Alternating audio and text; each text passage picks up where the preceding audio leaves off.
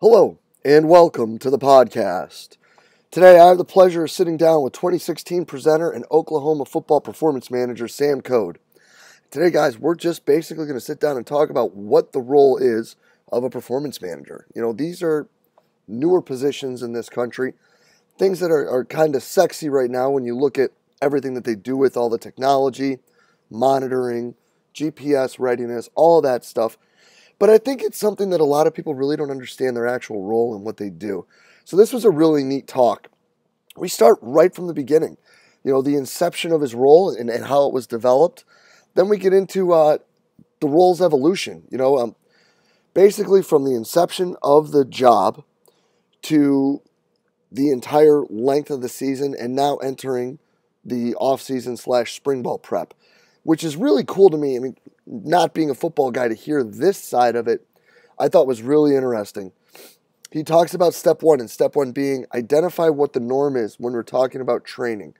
You know, people want to modify and change and do all these things, but you have to understand what's the norm. Like, where do these guys start with their training? What are they actually doing before you start making these moves? And then he talks about, the 5% increases, looking at distances covered and speeds covered with these runs and conditioning workouts, speed workouts, whatever it may be, and looking to increase by 5% each week. He talks about the role of recovery and, his hows and whys of how it's programmed, which is pretty interesting. He has a different approach to it, which I think is really cool. And then we get into where the future of this position could go. It's really, really a fascinating talk, guys. It really was extremely candid, open. Sam didn't hold any punches. It was really awesome. I hope you guys enjoyed it as much as I did. Let's get right to it. Sam, thanks for being on with us today, bud. Yeah, no problem, Jack. So, let's kind of get right to it. You've been now down there in Norman for about 8 months. Yeah, just a little over it. Yeah. So let's talk about the position, and let's kind of start back in the summer when you came on board, and let's talk about how the role started there and then just rolled through the year. Yeah, so back in probably about March of last year was when I first met the director of athletic performance here at Oklahoma, Coach Jerry Schmidt, and we went through a process of talking about what he was looking to do here at Oklahoma with performance sciences and sports sciences. And he sort of talked to me about what my background was and what he thought I could bring to the team. So after that, I was actually hired in May of last year, which, funny enough, when I met you, Jay, out in Boston, that was when I'd just been hired to come to Oklahoma. So I came down here, and in the summer, they'd just taken in a new GPS system, the Stat Sports system. So my primary role starting out was one, getting to know everyone down there, and two, implementing a 50-person GPS system. So we were monitoring 50 guys through the summer right off the bat. So that was the first role that I took on. And from there, I mean, my job title is performance manager here. So it sort of integrates between the technology side of sport and then the strength and conditioning side. So I'll be in the weights room with the athletes for every session, as well as taking information from them when they're out on the practice field. And then when we conduct recovery and fatigue monitoring, I also take care of all the technology we're using there. So,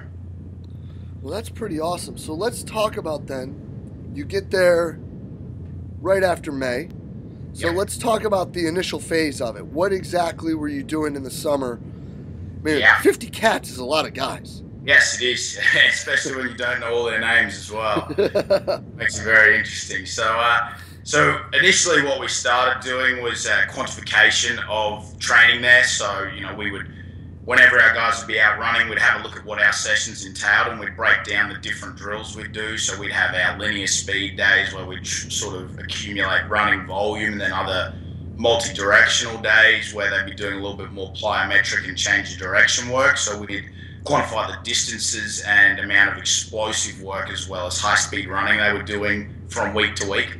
The first 2 or 3 weeks starting there, when you've got that many units on, a lot of it is data collection and just assessing what you're looking at and seeing what the progressions are from week to week. So one of the guides that I sort of give to Coach Schmidt is not to not to overload by more than 5-10% for each individual athlete. So we'd have a look at any one of our athletes' weekly running loads as well as high intensity loads and explosive effort loads, and from there say, okay, next week we want to shoot for about this much, and then plan our running drills around that. So that was from week to week in the summer. A lot of it was looking at how much they were doing early, just to get your feet on the ground and know what a session looks like. And working with coaches who hadn't had that much experience with the GPS units before, that is something that you need to help and work with, because they're planning the sessions and they need to understand what the difference is between a rapid explosive effort where they don't actually hit a high speed and what high speed running is versus a lot of other different metrics that the GPS units can give to you. So that was initially through the summer what we looked at, and just quantifying week to week loads.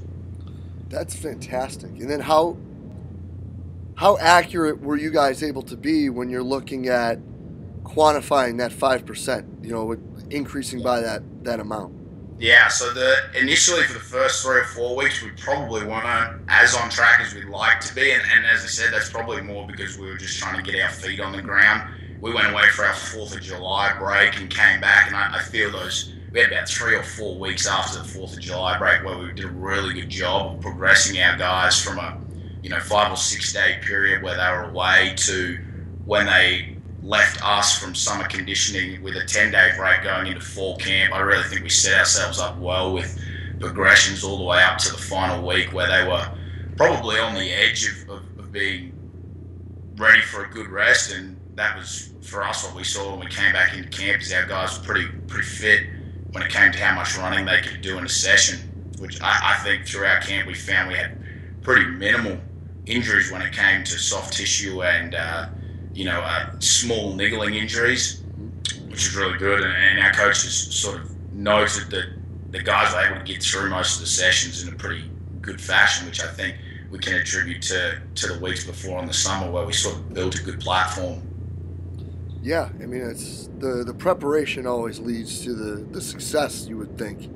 So then, moving into camp, how does that role alter? So initially, obviously, I was just working with our strength and conditioning staff because obviously in the summer we have more control over what is happening with the exercise that our athletes are doing.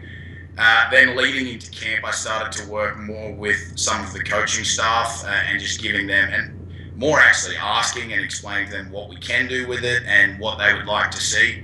We kept our feedback to our coaches very simple and just showed them day-to-day running loads, and kept it quite simple there, and then sort of had a running total going throughout the camp so that they could get information on that, and we'd provide daily feedback to them. So it became more of a working with our coaching group as well as the strength staff on what we were doing from a running point of view. And one of the good things is that the way that we practiced was very consistent, so it really helped us when it came to building. We had a chance to get them fit, and then through camp they had a good consistency of what they were doing, which I think held us in good stead going into the season. So that's really neat. And then did those numbers and that information ever lead to looking at different days or different sessions, or even planning when you guys would do a double? Yeah, not in the first season, no. And I think that's a lot to do with where you are as a program. If you're in the first year of using it, you're not always going to make wholesale changes to a program. A lot of successful programs are successful for a reason, and I think that's something that you can say here at Oklahoma, is that they've been successful for a long time. Coming in here, what I did notice is they actually had a very good way of structuring their training leading into a season. It wasn't if things had to be made, big changes had to be made. A lot of what we used the information for was when we could implement recovery strategies for our guys. So if we noticed, the second week of camp, we had a few guys that had gone up a lot in their training volumes. They might have been getting more reps compared to the other guys in that second week. We just started to implement a few different recovery strategies individually with those guys. So we sort of took it, not having to change what the coaches wanted to do, but individually sort of assessing those guys and giving them ways to try and recover a little better based on the numbers we were seeing. So Now, there are some people that base their recovery modalities off of readiness, and they look at, sympathetic, parasympathetic balance with what they would do. How does the GPS help influence those decisions?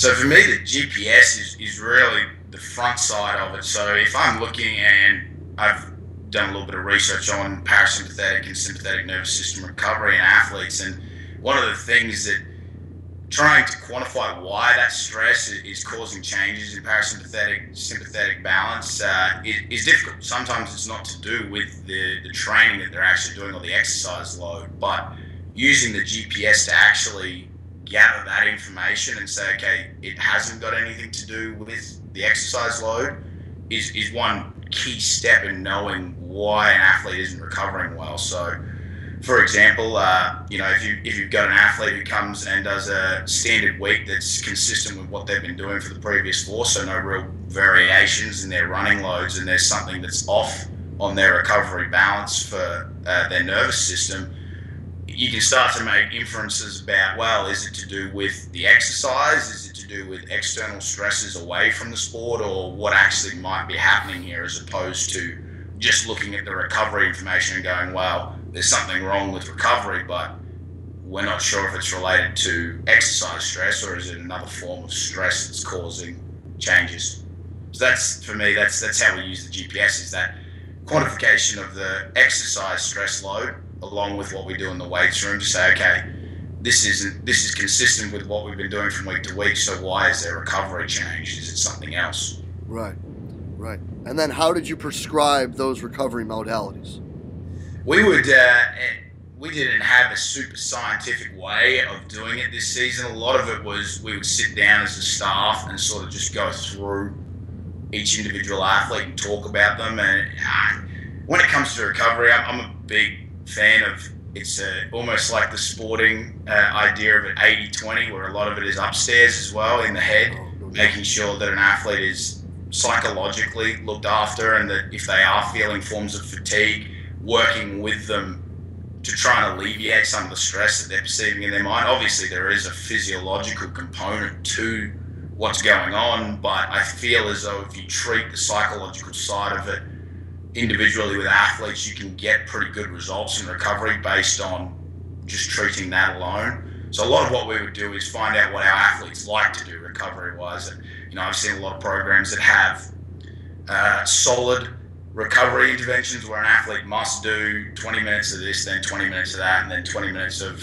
the final intervention for their recovery program to be complete. I'm a little bit more along the lines of finding out individually what works for an athlete. Is it a little bit of mobility followed by an ice bath followed by a Normatex? Is it a massage therapy session followed by some sort of relaxation, nap in the afternoon? So that for me was what I worked a little bit more towards, is in finding out what each guy liked to do recovery-wise, and then when we noticed times that it was probably more required, intervening and helping them out then. Yes, and I think that the whole idea of them, what they like to do, the whole placebo effect almost with it, I think is part of it, but on top of it, if they don't like to do it, and they're stressing about doing it, yes, then it's counterproductive anyway. And it doesn't matter what monitoring system you're using. I mean, even a readiness questionnaire will show up if they're being honest. So I think that that's an absolutely huge point, because so many people worry so much about that. Like, should we cold tub or should we contrast? And it's like, how many minutes should we do it for? It's all, and there is relevance to it. There is a lot of relevance to it. But if your athlete is spending a half hour before the recovery bath stressing about getting in the recovery bath, is that helping them or is that hurting them? Mm-hmm. I would go towards the other side. I would say it's hurting them, because you look at cortisol levels when someone gets stressed. If they're stressed for a long period of time prior to doing something, it's probably going to go up based on just their mental anguish around doing the recovery. So yeah, no doubt. And we all know that there's a million ways to get to Rome, right? I mean, whether it's a hard, intense massage or a cold tub, it's still going to help somebody that's pushing parasympathetic. If it's an easy massage or the warm whirlpool, it's going to help somebody who's pushing sympathetic. So I think that the whole idea of maybe giving them a list and being like, choose from the left side or choose from the right side might even be better than saying, today Craig has to go sit in the cold tub for 20 minutes, whether Craig wants to or not. Yeah, that was our thought around it. I mean, it's working with the athlete for recovery. The whole idea of recovery is to help someone get better. It's not to stress them into feeling better. Yeah. So, yeah, you can't force them to feel better. That's long, yeah. Yeah, I mean, it's... You wish you could, but it's possible. No doubt. So then you get through camp, and then you get into the regular season. Yep. So then how did this now evolve? I guess the big component that evolved when we went in season was how much we implemented recovery and monitoring. So we would then start to actually ramp up what we were doing when we looked at different monitoring strategies. Through camp, we did a little bit of it, but not as much. That's really, for me and my thought, an adaptation phase of their training. Yes, we want them to recover enough so that they can go back and practice, but really what we're trying to achieve in that phase is physical adaptation so that they're ready to go for in-season. And sometimes I think we're probably a little bit over the top on how much is done in that camp period as opposed to how much is done in the first 21. So if you've got a 21-day camp, how much they're doing in the 21 days of camp versus the first 21 days of a season. I feel as though the exercise amount's probably a little higher in camp than it is in season, but that's something that has been debated for a while, and I know a few researchers who are looking at those demands at the moment to see how far or how much difference there is between those periods. But when we went in season, we really focused more on our monitoring and recovery after games, and then also quantification of what they were doing in games. So we had a little bit of an understanding of how specific what we were doing exercise-wise at practice was compared to the game situation. So that was having done that a little bit in a previous job at Michigan. I had a little bit of understanding, but of course, the more you see, the more you're going to be able to understand what the demands of the gameplay are. So that was really helpful to see different, even a completely different style of offense and defense here played in the Big 12, and how that sort of shows in the numbers. So no, that's really awesome. And then did that carry over into the weight room as well with your discussion with that coach? Yes, a little bit, yeah. So we would there were periods in the year where we might dial back the program based on when we knew we'd played heavy games. So we had a triple overtime game, in which case our guys did a lot more running than what they were accustomed to, at which point we sort of dialed back some of the things that we were doing in the weights room leading into another game after that. And then we had a little bit of a period where we knew it wasn't as physically demanding, and we might be able to ramp up what they were doing in the weights room for the back end of the season. So it was a little bit of toing and froing depending on what we thought was going to happen. But at the end of the day, a lot of what was done was what Coach Schmidt's done in the past, and he has a pretty good feel for what the team's doing. Taking away all the numbers, he sort of has intuition that shows up when we're looking at the information. He sort of knew what was going on just based on experience, which a lot of technology really is just helping expert opinions. So if you've got really good insight on your athletes, sometimes the technology is not required. Right. You can tell that was a heavier game or this one wasn't. So yeah. And then I guess my other question with that is looking at, because a lot of people look at football kind of just bigs, middles, and skill guys. Yeah. In the season, how does that show up as being different, similar, whatever it may be? As in the physical demands for each position group? Yeah. Yeah, it is interesting. I mean, your wideouts, your defensive backs, those guys are obviously a lot heavier run load compared to even running backs, quarterbacks, linebackers. They have a little bit less on the running load, a little bit more on the collision load, which is very understandable. And then you've got the final extreme where you've got the big guys who've got a very high collision load, might only run 3,000 or 4,000 yards in a game, and maybe only 2 or 3% of that's actually at high intensity. There'll be a lot of explosive efforts, but not a lot of that is, moving at a high speed. So that sort of information did help us, but probably not so much in season. I think it'll probably more help us towards how we condition athletes in our winters and summers, knowing that, and observation would have told us all these things, but knowing exactly how much each of these skill groups is going to have to do for a high intensity game or for a very big duration game really helps us planning for each position group. Yes.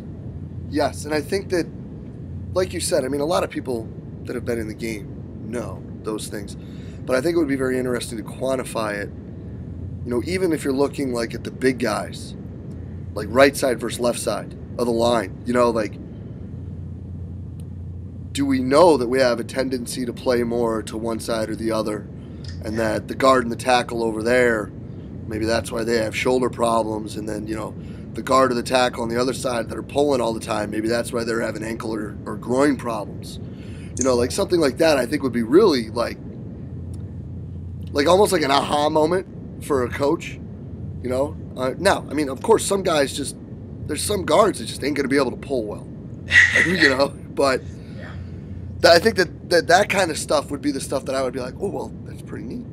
Yeah. And I mean, at the moment, when it comes to this sort of stuff, I guess it isn't very well advanced on how we're using the information. I mean, it's recently, I think it was probably only 3 or 4 months ago, the first paper was published on quantifying what's actually done in a game of football. So, that from using GPS technology. So that's a big step forward, just knowing each position group, how far they run and how many explosive efforts they have versus how many collisions they have. So, that's a starting point. From there, it really then can come down to individually how you want to look at the picture. Do you want to look at the picture as an overall, how much are they doing collision load, or do you want to get more intrinsic on it and look at individual athletes and how they change over time?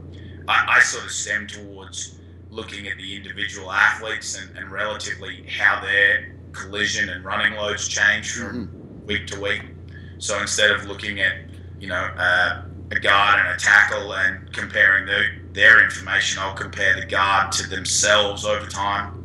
A little bit similar to how you do things in the weight room. I mean, you know that two people will have different strengths, say on a bench press, so you progress them at different rates, and that's when you're in season, maintain them at different strength levels. So it's very similar when it comes to running and collision. If they're consistently able to do a certain amount of running and take a certain amount of collision, if that jumps up from week to week, then you might notice at that point, well, yeah, he's having more issues based on the fact that he's done 10% more running and had to go through 10% more collision compared to the week before. Yeah, no, and that's brilliant as well. I think that's, it's always with the N of one, and I think that's always the best way to look at it. But just me being the nerdy sports nut, it would be like, well, this team tends to pull more to the left, and here's the actual statistics to show it. Just because I'm a nerdy sport nut, Yeah, like, numbers are really cool. That's the next level of it is then also taking it to the tactical side of things. Oh yeah, taking the physical data that you can collect and running it with the tactical side of things, and that's where the analytical component of what we're currently moving towards is interesting. I mean, one of a PhD research project I was looking at doing was trying to marry up movement loads with physical performance, outcome scores. So they were like statistical, technical efficiencies and deficiencies during games, and then looking at how the nervous system responded. Didn't quite get to the point where I got it to work well enough for publication, but it was a really interesting concept to think that how those three, the recovery side, the actual performance side, and then the tactical side might all link in together. You might find that you have an athlete who does a lot less running but is tactically quite efficient and has very good recovery, whereas you have another athlete who, again, might not do a lot running-wise, but then when it comes to the tactics, they might actually have a really poor game, and that shows up in their nervous system recovery because they're really disappointed in technically how they did out on the field. Yeah, no, that would be some fascinating stuff right there. Yeah. So then moving to the next part of the season, you guys had a little bit of break there. Yes. Just a little break. Just a little one. Yeah. Let's talk about that, because that's one thing that I think a lot of people, unless you're in that area, those New Year's Bowls, like, to me in basketball, I couldn't imagine, like, our break is like 3 days. I couldn't imagine going from like almost Thanksgiving-ish for a whole month in the middle of the season. It's difficult. They're at a certain level of fitness as well, and you've got to try and maintain that whilst giving them rest. I mean, you do want to give them the break away, because you've obviously at that point of the season, specifically with football, you've got a lot of niggling injuries and little things that guys that are carrying through the season. But at the same point, they've got a very good level of fitness going, and to try and maintain that for a month when you're not really getting any exposure to matches, it's a very difficult challenge. The only beauty is that everybody's in the same boat. So you've really just got to try and think about, okay, well, they're used to running this certain amount per week, so it might be 15,000 yards a week is what they're used to running, and we're going to have to try and get that in. And then from a collision aspect, that's where I found it really difficult, is that these guys are used to undergoing 2 practice sessions a week where they're getting a fair bit of collision going on, and a lot of the time you can't really you can't replicate that.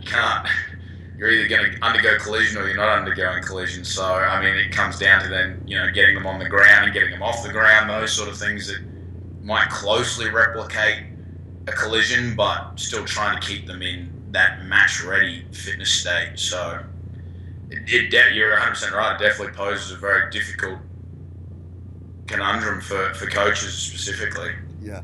How do you keep your athletes in shape for a month without playing football?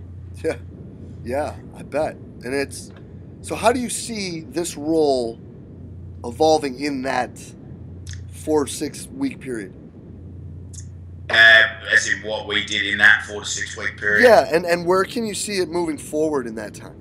Yeah, I think that probably moving forward, it'll be trying to get better at understanding how much exactly they have to do and how many days off rest they can have. And that even, comes back to bye periods within the week. I mean, there is a tendency to give players, 4 or 5 days off completely away from football. But the thing is then the next game they come back, and one of the things you might notice is they're not running at the same intensity they did before they left. So the question is the 4 or 5 days off helping or hurting the athletes when it comes to their fitness? And I understand you want to get them away mentally from time to time, but getting to a point where you can say, okay, we can give them 72 hours away from the facility, but we have to get them back running within 72 hours to make sure that they maintain their fitness. That would be my thoughts around it, specifically in that 4 to 6 week period, is how long can we give them away but still have to implement running and collision-based stuff happening within those 4 to 6 weeks so that they stay at fitness levels. Yeah.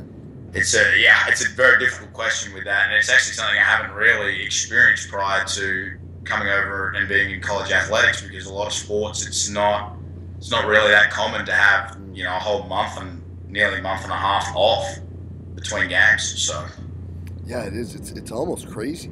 Yeah.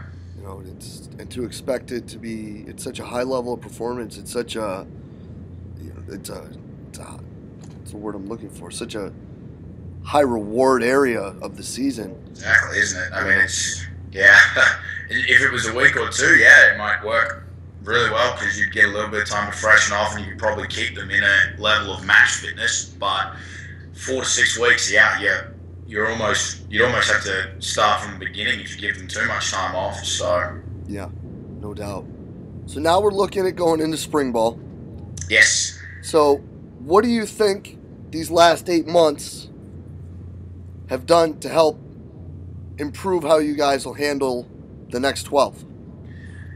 Yeah, I think one of the biggest factors for us that's really going to help us is knowing how to progress a little bit better when it comes to running loads. I mean, specifically in the winter, we're now able to, after a daily session, sit down and go, okay, Yeah, that session was progressed enough for our liking, or no, it was progressed too much. Maybe tomorrow we'll just have to take a few different running drills out here and there, or making slight modifications to the program so that we get that stepwise progression of our athletes. I think from our point of view, I think that's the biggest step that we'll take, and then sitting down with the coaches eventually and going through ways in which they think they can use this information to change their coaching. I think when it comes to spring ball, a lot of it will be about getting good, consistent reps of football in. So making sure that we as strength coaches get them to a level where they can undergo a bit over a month of football without having to sustain,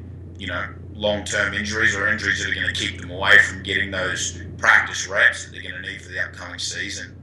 For our goal is to have them fitness ready to undergo the reps that they need from a coaching point of view to improve their skills for our football team.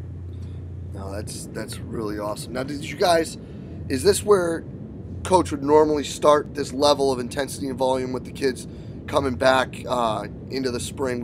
Was this like basically his step one from the past as well? Yeah, it was very similar. We've made more modifications as we go now. So we're in second week. We've made a few modifications as we're going through, just to make sure that we're, progressing in the manner we'd like. And then, we obviously sit down on weekends after we've had a week and just assess where we're at and where we want to go from there. So, it's really nice getting to work with Coach Schmidt, because he's obviously done it multiple times and knows exactly what the level is that they need to achieve when they get there. So the small modifications are really where I come in. He's got the game plan set down. It's really just him sitting down and saying, okay, was that too much or not enough? And that's where I come in and fill in some of the blanks. But it's really nice having that person who's done it for so long and it's not a guessing game for him. He's been through and won national championships multiple times. He knows what it's going to take, but from time to time, it's just those small modifications. Right. And really, though, with the small modifications, it could end up putting you in a situation where you're even further ahead than where you've been in the past. And that's the idea, is that we're trying to progress it and get it to a point where it is really solid and sort of ironclad when it comes to how we get them from the day they come in for winter or summer conditioning to ready to go through camp for the coaches and get what the coaches need out, because ultimately they have a plan on how they want to get them football ready and the plays that they're going to have to play, and making sure they repped them well enough that they can perform them on game day. Our goal is to have them fitness ready. So yeah, and I think that's the one thing that people tend to have the mistaken view of, is that all of these monitoring technologies, whether it be the GPS or readiness or whatever it is, that they just seem to take away. But really, at the end of the day, you're trying to get them so that they can do more and more and more and come back at a higher level. No, I couldn't agree more. I sometimes, everyone says, oh, we should be doing less, and I don't think it's less. I think we just have to structure it so that when they have to do more, they're ready to do more. It's not that they need to do less, or in some cases it might be that they need to do less, but it's not always that case. And I think that's a mistake that people can make, is just thinking that these monitoring systems are saying that we need to slow down. And athletes are going to get fatigued if you're working hard and you're pushing your limits. There is going to be fatigue, but how you manage that is the real critical component. Is that you give them a lot of time off and then they don't adapt to the level that they could be, or that you don't do as much work because you're scared of them being fatigued. I think that you can run into problems if you go that direction as well. So, at the end of the day, they're going to have to be prepared for what they need to be prepared for. But if you can structurally get it so that the progressions are smart and not too much, you should be able to combat those elements of fatigue that you're going to see a little better when they come along. Oh, no doubt about it. I think that's an absolutely fantastic point. That it is. You still gotta work, man. Yeah. Yeah. If you don't, someone else is. So. Yeah, no doubt. Yeah. No doubt. But Sam, this has been an absolutely fantastic talk and a superb look into what you're doing down there and how you guys are building the program. And this is going to help a lot of people out, because this is direction a lot of people are looking at, and unfortunately there's a lot of people that have to do that and be the strength coach at the same time. Not anybody who may be in this conversation. But it is difficult, and it is a lot. And I really do appreciate you being so candid and open to sharing that information. No problem, Jack. I mean, and I'll say from my point of view, I always see the sports scientist. A lot of people say, hey, you're a sports scientist, and I don't really like looking at it in that direction. I think that the element, you got to be a good coach first and foremost when it comes to all this stuff that we're talking about today. You've got to learn your craft, and you've got to be a very good coach, and then you can add this level of sports science to what you're doing.